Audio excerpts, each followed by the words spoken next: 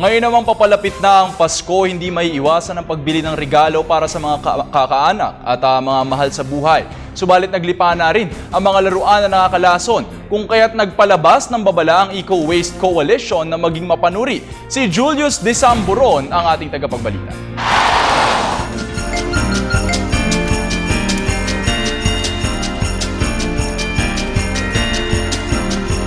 Ilang araw na lamang ang ating iintayin at magpapasko na naman ang mga chikiting. Tsak, excited na namang mamasko sa kanilang ninong at ninang.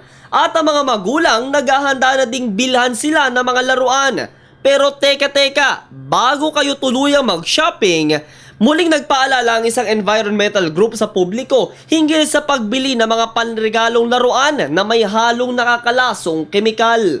Matapos ang isinagawang pagsusuri ng Eco Waste Coalition gamit ang kanilang makabagong gamit, ang X-ray fluorescent spectrometer, lumabas na mahigit mula sa higit 400 laruan na nabili sa 4 na syudad dito sa Metro Manila ang nakitaan ng mapanganib na kemikal.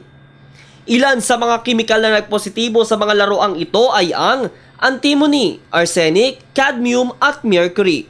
Gayon din naman ang mga laruang nagtataglay ng lead. Ang mga ito'y maaaring may masamang epekto sa ating utak.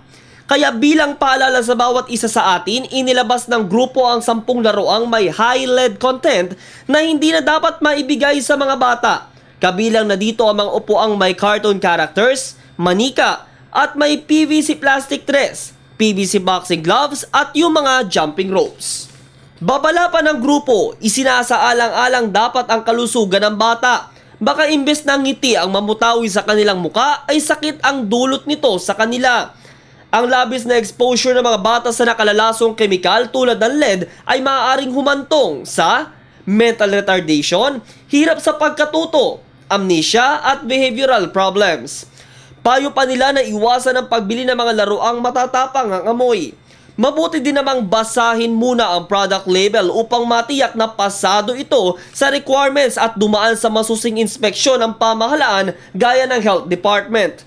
Asahan na bukod sa mga Christmas lights at mga ay isa ding mariingi inspeksyonin ng Department of Trade and Industry ang mga laruan at dulot nito sa ating kalusugan.